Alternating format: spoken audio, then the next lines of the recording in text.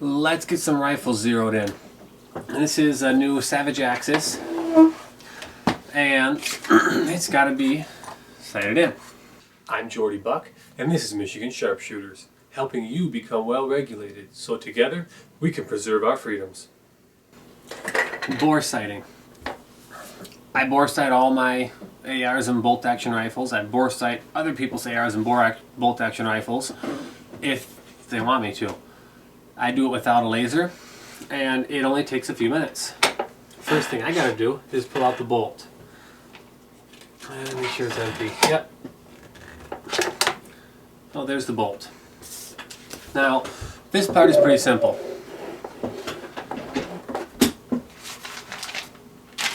I can make it a little more practical and a little less simple, or I could make it a little less practical and a little more simple.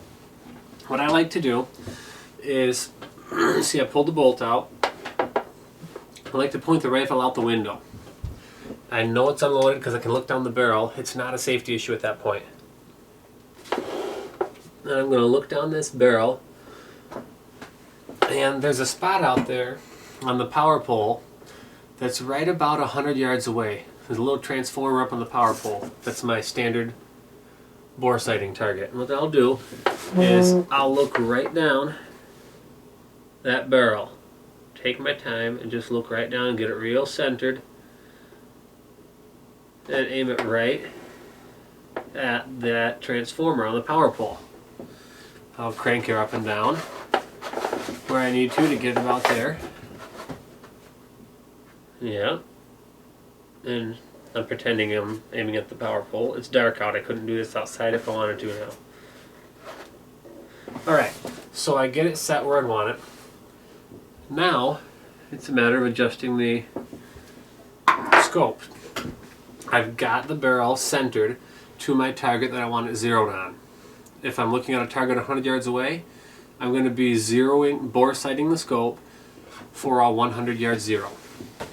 Here's something that I find incredibly useful for this procedure. It's just a sandbag. I'm going to sandbag just right on top of that scope. This isn't a real heavy sandbag, but it's enough to help hold it in. I can sandbag back here, and that'll work too. You just need to sandbag it in a way that I can still get to the knobs. Well, no, that didn't work. I gotta have it. There you go, a little further back. Now I can still see through there. So, get these off. And this is a pretty simple process. So I've got a target 100 yards away. And make sure, yeah, it is pointed right to my target 100 yards away. It's exactly centered in the middle of that bore. Now I'm going to, without bumping the rifle, look in the scope and see, yep, it's way off. So let's see. I have to move it down. This way for up, that way for down. It's as simple as this. You don't have to count clicks or anything. Watch the crosshairs. Get a sight picture and watch those crosshairs through the scope and just adjust it until the crosshairs go right on the object that you sighted through the bore. You get that in 100 yards and you're going to have a 100-yard bore sight. It's not quite a true zero because actual bullets will vary from the center of the bore. And actual bullets will vary from one type of bullet to another. I mean, as far as 8 to 10 inches. If I bore sighted this totally perfectly and the scope and the bore are totally zeroed by bore sighting at 100 yards, I'm going to probably be off by 6 inches up or 6 inches down, and by just a couple inches left to right. Most of the variance there, it's in the barrel harmonics, the up and down vertical barrel movements after you shoot, and it depends on the individual bullets, the individual loadings that you're using. They all shoot a little bit differently, and they shoot more differently up and down than they do left to right, generally. Some of them are weird. Right, so that's bore sighting a bolt action rifle. Pop the bolt out. You ought to have the gun propped up on sandbags or some type of shooting rest so it's sturdy and solid. any extra weight you can just to hold it steady and still. Look down through that bore at your target. Alright, now now that my bore is lined up at my target, look through the scope and just adjust the turrets until the crosshairs are pointed exactly at whatever object you had centered through the bore. And just put it back together. You can do this with any bolt action, any brake action, and any of the ARs.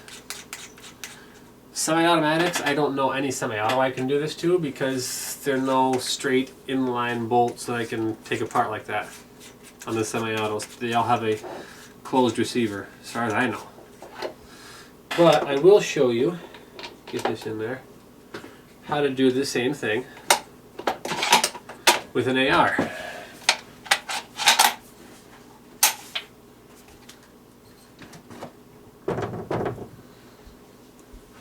Alright, got my fun little AR here. With the AR, I gotta take it apart first. Yep, she's unloaded. Pop the pins, separate the upper from the lower, pull the bolt out. Pull the bolt out, by the way, on these. It's just pull the charging handle out. The bolt comes out halfway with it. I can grab the bolt and pull the charging handle. Alright, so this one I need to raise the back up a little bit. I have a thing for that. This old fashioned rest is neat sometimes. Alright, bring that up a little till it's kind of even. Now, with the AR upper, because there's so much less weight on this than there was on that the previous rifle, you really kind of have to sandbag this just to keep it from wiggling. I do that every time with the ARs. Just find some spot where I can put a sandbag if I can, and I'll try and avoid the scope. Try to avoid squishing the scope and just keep it out of the line of sight there. Alright, that's a little better. Now all it is just like before, I can look straight down through, yep, right through, and to see the bore. And I got my target lined up 100 yards away, which is what I like. You can do this closer, but I like to do 100 yards. Look at something out the window 100 yards away, a nice small target. Line it up down there. Take your time and get as perfectly centered as possible. Alright, and right when you get that perfectly centered, don't touch anything and look through the scope. Perfectly centered. Okay, look through the scope. Now it's a matter of, and I didn't take the caps off first. Take the turret caps off first. That's a plus if you have exposed turrets, but I don't. Alright, so redo that because I wiggled it.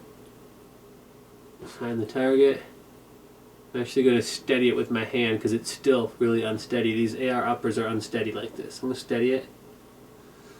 Alright, now I have my target, and it's just a matter of adjusting it while you're watching. You can tell if you're adjusting the wrong way because the crosshairs will move the wrong way.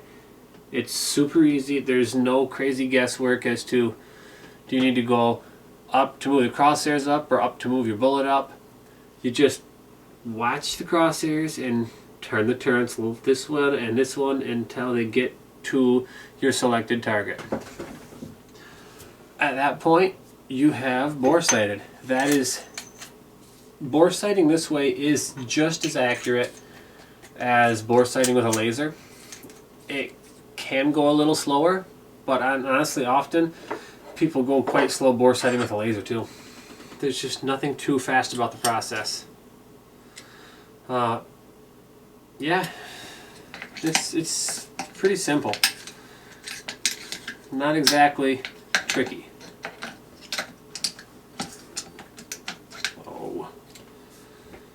That likes to slide forward on me.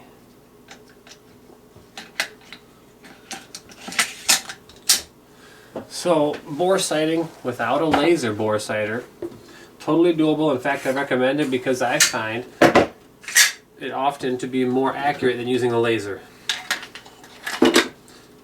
It works on any bolt action, any AR, and any break action rifle.